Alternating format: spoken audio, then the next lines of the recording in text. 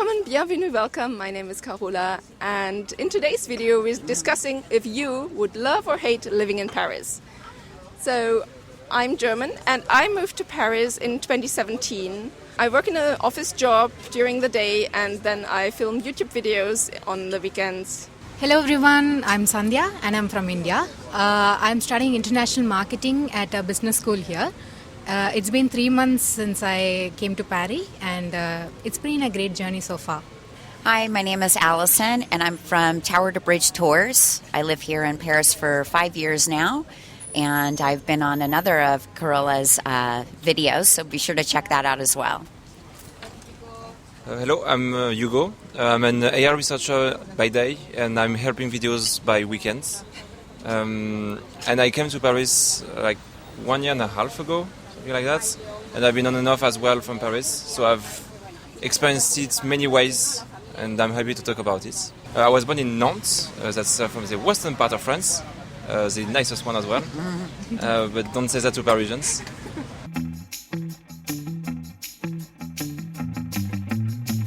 Why do some people love living in Paris and others hate living in Paris, and what do you think determines that? So language plays like a major role in coming here and having good experiences. So anybody who wants to come here, I think should have done some research and then come here before you come and experience Paris and France in general. Oh yeah, absolutely. So if you come here without speaking French, then the experience certainly won't be as pleasant. Absolutely. I think that the language is definitely a barrier for a lot of people. If you make even the smallest amount of an effort, the people will be very helpful and pleasant with you. Well, I guess as a French person, I didn't have personally any language issue. I would say it's not necessarily easier to make friends as a French person, necessarily, because you end up in this situation where you are not an expat, so you don't belong with expats, but you're not a Parisian anyway, because you're not from Paris, so you have to find your way around. Usually it's like through studies, work, and any other activities you can make, but usually you do have to seek it out a bit more than it would in other cities. What I've observed is they are also very shy people sometimes, and they make friends from their school level or university level. So when it's very difficult for us to get into, make them open up and talk about them.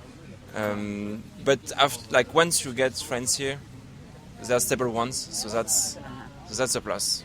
But it's true though that once you actually break down into the core of the French person, once you get in there, you have a friend for life. They're very genuine. It's just a hard time actually breaking through and becoming friends with somebody. Usually the best way is to seek out any people with the same interests as you, because it's with the scale of it, it's easy to find people who actually enjoy the same things. So people who don't enjoy the same things won't necessarily open up to you as easily, because they can find friends who actually enjoy the same things. So if you like to go to museums, for instance, you can find many people who actually enjoy that. And you can do the same for people who enjoy movies, people who enjoy sports, and so on and so forth. And I guess you have to know yourself and what you like. Yeah. And that also may be hard in some ways. Especially for people actually coming to Paris as young people. I don't know, if you're 18 and you still don't really know what you like in life already. Well, it can be hard, but it can also be a place of discovery. So I guess that's always nice. And I guess that's a bit about how what makes people love Paris. I would say is that you can do many things, especially on the cultural side. Personally, this is the main reason why I came back to Paris. Was that when I was in Zurich, I was sort of craving artistic expressions, and there's that. I don't know if we can see it, but there's just cafe doors and. I agree with you that the cultural aspect of the city is immense. I'm constantly filling my calendar with different activities to see and do things. It's you have more opportunity in a big city than you do, obviously, in a small one. But then again, one of the top cities in the world, we get tours and concerts and things that they don't get anywhere else. So it's really like a unique experience to be here. And So if I'm thinking about the people who really didn't like Paris, the most common thing that I heard was, okay, it was dirty and it was so expensive and it's hard to make friends, which we discussed, and basically it's always crowded and loud. You can't find one moment of silence. Even in your apartment, you'll always hear your neighbors, and if they're loud and yelling, then you won't get a moment of time for yourself. So that was summed up. Everybody who left kind of said that. But then I feel like you have to be a certain person. I'm experiencing the same things. I hear my neighbors, and I guess we all live in tiny apartments, and still it doesn't matter to me as much, because for me the benefits of Paris, of having this this beautiful city around me, or this cultural city where all the history of France basically happened, that kind of makes up for it. And it's a pity if you're stuck in your apartment for a long time, but I feel like some people let it get to them, and other people just treat it as an adventure, and everything that goes wrong is just another challenge that you can overcome, and not something where you give up and where you think, oh, I made the wrong choice. I like to add to that, because if you're coming from the east, the concept of work-life balance is very blurry. But here I see people taking time out for themselves, sitting in cafes, reading books, and taking time to explore the city and spend time with their family, especially in beautiful gardens like Jardin du Luxembourg and all. So it was very refreshing to see that people actually taking chilling and relaxing in a place, because it's very difficult in the east. You will not find people in the parks unless maybe it's a special occasion or something. And we work constantly, but here there is a limit, and they take which I really appreciate. They're coming from the east. Paris is an expensive city, and I think we have to first acknowledge that. If you could take some time to do some research and have a base plan, I think you can live very happily here. Like, have a great time, yet with in a not so expensive way. one of the nice things too, when I first came here, is I took advantage of the free museum Sunday. So once a month, the first Sunday of the month, there's a list of museums you can go to throughout the city. And it's really fun to go down the list, because there's a lot of museums that I would have never gone to in a million years. But it didn't cost any money, and I didn't have plans necessarily every first Sunday of the month. So I went to a lot of places that I would never have thought about going to, that are really, really cool and worth seeing. So you don't have to just go to the Louvre and Musée d'Orsay. You know, there's just such a wealth of other opportunities for you. We can, like, as a below 26-year-old person, you have most of the museums free. The Nights of Museums, Nuit Blanche, or Heritage Days, which are days and nights where you can just enter museums for free and enjoy different experiences of it. And they try to make it, like, as widespread as possible. You do have to keep in mind that people actually love museums too much here. So there's queuing happening constantly for that. So usually, like, reserving in advance is advised, I would say. Even if it's free, you just have to go for it. Yeah. And I guess for me, my experience with being on a budget in Paris is interesting, because now I'm not on a budget anymore, and I used to be when I was studying.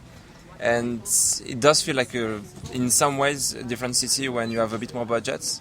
If you're coming to Paris, try to figure out how much your net salary will be, and look at the prices for apartments and how much money you'll actually have to spend. And groceries are also quite expensive here, so keep that in mind. Adding to that, if you're a student, there are a lot of Erasmus parties which are actually free, and you can just have a great experience there. And there are a lot of restaurants like Subway which actually have a student menu. So all you have to do is present your identity card to avail a good meal actually. So it's just about research, guys. Just do some research before you come here. I mean, I am a person who's open to a lot of new experiences and meeting a lot of people, but some people don't have they are not adventurous as me, and it's a very multicultural city, so you have to put up with certain things initially to enjoy the benefits later on. And I think that sacrifice is needed to, in a long term, it's nothing actually if you see. So try to speak to people in French with whatever, even if it's like words, if you try, they are actually very helpful. And go and explore. You have to have the courage to start exploring alone too. Eat in a restaurant alone, because it's not a taboo here, unlike certain parts of the world. There are certain areas like any other city that's unsafe to visit after 6 p.m. Like Gare du Nord, for example, is kind of unsafe after 6 p.m. So it would be great. And Stalingrad. Any other places? I mean, any of the gares. Yeah. It's just, they're never a great place to be, especially alone at night. It doesn't matter if you're a woman or a man, it's not a great place to be. There are a lot of pickpockets, there are a lot of beggars, and if you're a woman on your own, then there might be catcalling or people trying to chat you up. So you have to keep that in mind. I just last week saw how someone's phone was getting stolen, so that probably, if your stuff gets stolen, if your visa gets stolen, might lead to you being unhappy in this place as well. This is a real issue with like the difference of wealth in Paris, which is a bit more noticeable than in other cities in France, I would say. Mostly because like it's so huge, and there's like super rich people, like insanely rich people, and they live right next door to actually below poverty line people, and that doesn't help with it. But I would say, like more generally, I would say that it's unsafe for the robbing parts. But it's not unsafe for, like, you're not going to get killed parts. That is true. So at least for that part, I would say the nice part about it is that you know that yourself are fine. The worst case scenario is you're just getting something stolen. But that's the worst thing that can happen to you, at least as a man. I guess for you as women, maybe for the more sexual harassment parts, that's different. But at least for the robbing parts, you're not going to get killed. So that's nice. That's true. One thing that I try to tell people that come to visit is you don't want to carry any of your important documents with you. Don't ever carry your passport around in the city. It's more valuable than your cell phone. So I tell people to just take a picture of your documents and leave them someplace safe at home. I've never run into a vendor that won't take a picture of your identification instead of the actual card itself. But it's just a safety thing. You have to be careful about that. It's much harder to replace a passport than it is a cell phone. Especially in metro stations, it's better to keep your phones inside in covered spots, because you never know who's going to happen. And if there is some unusual activity happening around you, just scoot, like run from there or just get away from that place, because that's when they slyly pickpocket you. And some of my friends credit cards got stolen that way, and because they just distract you to concentrate somewhere else while they'll be pickpocketing you. So it's just about being aware of your surroundings, right? Totally. Yeah. And that's why the winter is good, because you have many layers, so that's easier. Yeah. That's true. Yeah.